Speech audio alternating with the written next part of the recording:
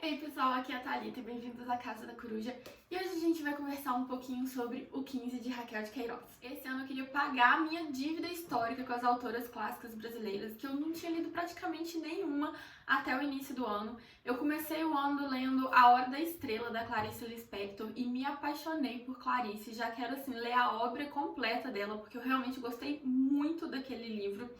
Li também As Meninas, da Lígia Fagundes Telles, que aí eu já tive uma relação um pouco mais complicada, eu não gostei tanto assim do livro. E agora eu li o 15 de Raquel de Queiroz, e foi outra autora pela qual eu me apaixonei e já quero ler mais coisas dela. Não tenho nenhum outro livro dela na estante, não sei qual o próximo livro dela ler, então se você já leu a autora, se você tem outro livro que gosta muito dela, deixa aqui nos comentários pra mim. A Raquel de Queiroz foi a primeira mulher a ocupar uma cadeira na Academia Brasileira de Letras em 1977 e também foi a primeira a receber o Prêmio Camões em 1993. Ela nasceu no Ceará em 1910 e viveu a maior parte da sua vida no Nordeste, apesar de ter vivido um pouco também no Rio de Janeiro.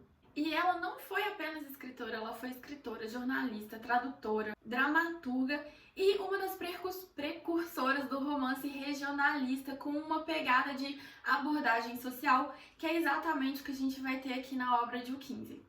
O 15 foi o primeiro romance escrito por Raquel de Queiroz e ela tinha apenas 20 anos quando ela publicou esse livro. Tanto que ele até sofreu uma certa resistência da crítica, de outros autores, de falar o que essa menina de 20 anos está querendo vir fazer aqui em literatura de gente grande, que não está escrevendo para mulher, que está tentando escrever coisas de homens. Mas a gente tem até aqui na introdução do livro falando sobre um romancista da época que chama Antônio Salles, que era bem popular na época, elogiando o livro e justamente admirado por essa autora tão jovem, ainda uma autora imatura, conseguir escrever uma obra tão significativa e tão importante para a literatura. O 15 ele foi publicado em 1930, na segunda fase do modernismo no Brasil, também conhecido como modernismo de 30, que vão ser justamente essas obras com alto teor social, com um engajamento social e que valoriza também muito o regional, o regionalismo, que estava muito em alta nessa época. O modernismo no Brasil ele tinha muito essa vertente social, ele era uma literatura engajada. Os autores modernistas eles buscavam trazer a realidade do Brasil para os olhos dos leitores em geral, questionar as desigualdades que aconteciam na sociedade, realmente trazer esses temas para o meio da discussão. Além disso, no 15 a gente também tem uma obra regionalista, que são aquelas obras que buscam valorizar a cultura de um local, realmente colocar ali nas páginas o dia a dia, a forma de vida, a cultura, os modos, os costumes de uma determinada região, que aqui especificamente nós temos o Ceará. Então, nesse livro, a Raquel de Queiroz, ela busca descrever bastante as paisagens por onde os personagens estão passando, o dia a dia daqueles personagens, a forma como eles viviam, o que eles comiam, justamente para trazer para a história e para quem está lendo essa história uma ideia bem fiel de como era a vida no Ceará, no Nordeste brasileiro naquele momento. Muito ligado também a essa vertente do regionalismo, a gente tem nesse livro uma linguagem muito coloquial, uma linguagem bem fluida, uma linguagem bem do dia a dia, porque a autora queria aproximar o leitor da vida daquele povo. Então a gente não tem palavras eruditas, palavras cultas, é uma linguagem bem direta, frases simples, frases curtas, para realmente aproximar mais a linguagem do livro da linguagem falada e nos aproximar mais da realidade daqueles personagens sobre os quais a gente está lendo. E por conta desse estilo de narrativa, quando eu fui falar desse livro no Instagram, eu acabei falando que era um livro muito direto, que se atentava muito aos fatos e falava pouco das emoções do personagem, mas eu acho que não era bem isso o que eu queria traduzir naquele momento. O que a gente tem aqui é realmente uma linguagem muito direta, uma linguagem que vai descrever muito o que está acontecendo e é uma linguagem pouco floreada. Às vezes a gente pega aqueles livros que vai falar sobre a emoção de um personagem e vai falar que ele chorava rios de lágrimas e o coração se despedaçava, sabe? Que vai dando muita poesia para a emoção, e aqui não, a gente tem uma linguagem super direta que a autora vai descrevendo muito os sentimentos dos personagens, mas de uma forma muito mais realista, como eles realmente estão sentindo. Então isso traz uma ideia de que realmente a gente tem um relato de fatos aqui, os personagens contando as histórias deles pra gente, mas como se a gente estivesse conversando com eles. Na nossa conversa do dia a dia, a gente não fica ali floreando expressando a nossa emoção. A gente fala o que a gente está sentindo de uma maneira simples, de uma maneira direta. E é exatamente isso que tem aqui. E isso acaba despertando um tipo de emoção muito próximo do que a gente sente pelos nossos amigos, por quem está ali do nosso lado. Porque a gente tem a ideia de que são pessoas reais que estão passando por aquilo, que estão nos contando aquela sua história. Apesar de ser um livro regionalista, que vai trazer muitas expressões regionalistas, que para quem não mora no Ceará especificamente, pode ser um pouco difícil de entender, e eu falo para quem não mora no Ceará, porque quando eu estava comentando sobre esse livro no Instagram, eu estava conversando com uma menina, se não me engano, ela era do Piauí, e ela falou que mesmo para ela que estava mais próxima da cultura ali do Ceará, ainda existiam muitas palavras que ela não conseguia entender perfeitamente. Mas apesar da existência dessas expressões regionalistas, é uma linguagem que flui muito fácil. As expressões elas estão inseridas no meio da frase, mas você consegue entender perfeitamente o que os personagens queriam falar, o que eles estavam querendo transmitir com aquela fala. E para quem tem essa edição da José Olímpio, ou para quem comprar essa edição, eu vou deixar aqui no box de descrição o link para o livro para quem se interessar. Durante todo o livro, ela vai... Quando existe uma expressão regionalista no meio da frase, tem esse pontinho aqui do lado do parágrafo, que quer dizer que você pode ir até o final do livro, que tem um glossário que vai explicar um pouco aquela expressão pra gente. Não acho necessário, assim, se você não quiser ficar toda hora indo no glossário, porque realmente você consegue entender muito bem o que tá acontecendo na história, mesmo que você não entenda exatamente aquela palavra, mas para quem gosta de entender tudo, tem o glossário no final dessa edição. Entrando mais especificamente na história de O 15, o tema central da obra é uma grande seca que aconteceu no Nordeste do Brasil em 1915. Essa seca realmente aconteceu, foi uma das secas mais violentas que teve nessa região até aquele momento, e foi um evento presenciado em primeira mão pela autora. Como eu falei, ela nasceu no Ceará, ela morava com a sua família no Ceará na época da seca, e ela teve que se mudar com a sua família para o Rio de Janeiro nessa época, justamente para fugir dessa seca, e só retornou para o Ceará em 1919. E essa seca, além dos problemas intrínsecos a ela, né, que é relacionada à falta de água, que é a perda das plantações, a perda dos animais, dos gados, o grande número de morte que essa seca vai causar, ela também trouxe uma outra consequência, que foi o fenômeno da migração em massa. Muitas pessoas saíram, muitas famílias saíram do interior do Ceará para buscar uma condição melhor de sobrevivência, ou em outros estados, ou na própria capital do estado, em Fortaleza. Muitas pessoas acabaram indo para Fortaleza em busca realmente de melhores condições de vida. Só que a capital não tinha condição de abrigar todas essas pessoas que chegaram de uma hora para outra, não tinha moradia, não tinha trabalho para abarcar todas essas pessoas, então acabou criando um fenômeno em Fortaleza também, que ficou conhecido como campos de concentração, que aconteceu muito antes, né, dos que a gente mais conhece hoje, que são os da Segunda Guerra Mundial, mas eram grandes áreas que o governo acabava colocando essas famílias que iam chegando, deixando elas todas nesses abrigos, nesses acampamentos coletivos. Só que essas áreas também não tinham condição de fornecer para essas famílias tudo que elas precisavam. Então, ali nesses campos a gente também vai ver muita miséria, vai ver muita fome, não tinha comida para todo mundo, não tinha abrigo para todo mundo. Nesses campos foram construídas ali pequenas cabanas que não tinha capacidade de abrigar todas as famílias que chegavam.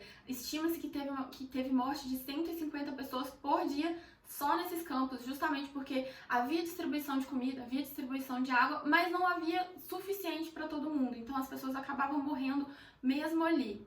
E em O 15 a gente vai ter todas essas realidades muito bem retratadas na história. A gente vai acompanhar basicamente a vida de 3 famílias que cada uma lidou com a seca de uma forma diferente. A gente tem a família do Chico Bento, que era um vaqueiro e acabou perdendo o seu emprego por conta da seca. A fazenda que ele trabalhava decidiu fechar as portas, liberar o gado para ir tentar a vida sozinho no meio do mato. Eles abandonaram o gado, basicamente, e demitiu todo mundo que estava na fazenda, porque a seca já estava durando muito tempo e os proprietários acharam que eles teriam mais prejuízo tentando manter o gado do que simplesmente abrindo mão de todos os seus animais. Sem emprego, sem perspectiva de conseguir emprego na cidade que se passa a história, que é em Quixadá, interior do Ceará, o Chico Bento decide pegar a sua esposa e os seus 5 filhos e sair da região, tentar buscar a vida em outro local. Então a gente tem o fenômeno da migração na família do Chico Bento. E a gente vai acompanhar todo o percurso dele até chegar em Fortaleza, que acaba sendo o destino final dele, que é um percurso muito dolorido.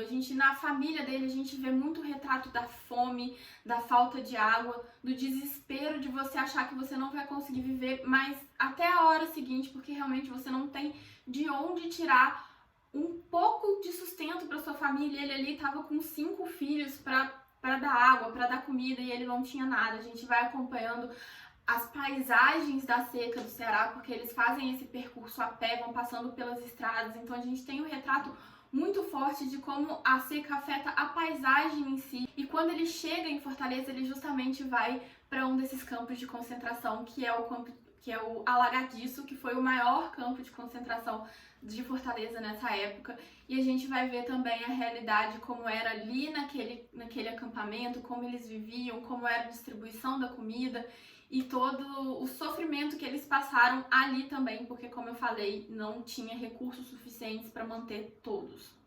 Com o personagem Chico Bento também a gente tem um pouco de como o governo lidou com essa seca, quais foram os recursos disponibilizados para a população. A gente tem toda a questão da corrupção também que teve envolvendo, como funcionários do governo acabavam se aproveitando dessa situação ali para tirar a sua vantagem também. Do outro lado da realidade, a gente tem a personagem da Conceição e a sua avó, Dona Inácia, que são personagens com mais recursos, que conseguem realmente sair de Quixadá para se instalar em Fortaleza, mas aí sem esse cenário da migração, elas têm realmente recursos para comprar uma passagem, ir para Fortaleza, alugar uma casa lá e ficar realmente até o momento em que a seca vai acabar.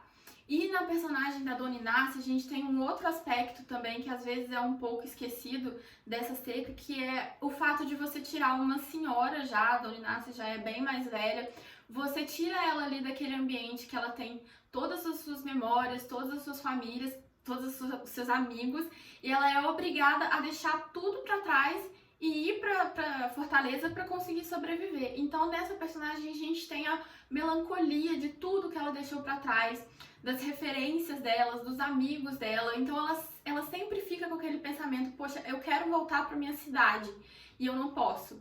Eu queria estar lá com os meus amigos, mas eu preciso ficar aqui porque senão eu vou morrer. A gente tem uma resistência muito grande dessa personagem em ir para Fortaleza no primeiro momento, até que ela vê que a situação é incontornável e se ela ficasse em Quixadá, ela ia acabar morrendo eventualmente. Então ela concorda em ir para Fortaleza com a sua neta, mas a gente tem a todo momento essa saudade, essa melancolia pela sua terra. E por fim, a gente tem o personagem do Vicente, que é um proprietário de terra em Quixadá que decide ficar no interior e enfrentar a seca.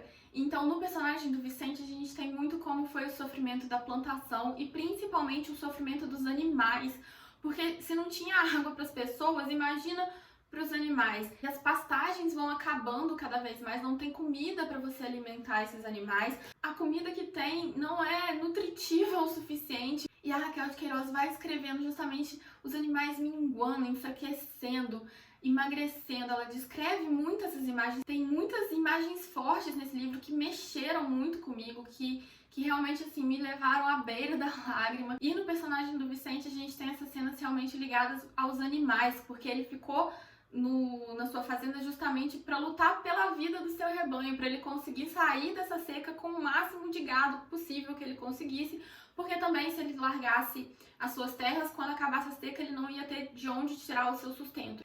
Eu contei essas histórias assim separadas em 3 pontos de vista, mas no livro todas essas histórias elas são intercaladas. A Conceição ela é prima de Vicente, a gente tem um pequeno flerte entre os dois durante toda a história e a gente tem ali uma subtrama romântica que a gente fica querendo saber se eles vão ou não terminar juntos. Mas a gente tem personagens muito opostos, que é um outro ponto também que a Raquel levanta no livro, que é a questão do machismo e do patriarcado que envolvia toda essa região. Na personagem da Conceição, a gente tem uma personagem feminina forte que fala que não quer casar porque ela vê no casamento justamente uma perda da sua liberdade, uma perda da sua independência. Então a gente tem um pouco disso retratado nesse livro também. Quando a Conceição está em Fortaleza, ela vai reencontrar a família do Chico Bento, porque quando todos moravam em Quixadá, era todo mundo conhecido, porque era uma cidade pequena, então todo mundo se conhecia. A Conceição, ela vai ajudar nos campos de concentração quando ela vê que a situação está ficando caótica, e ela acaba encontrando a família do Chico Bento lá.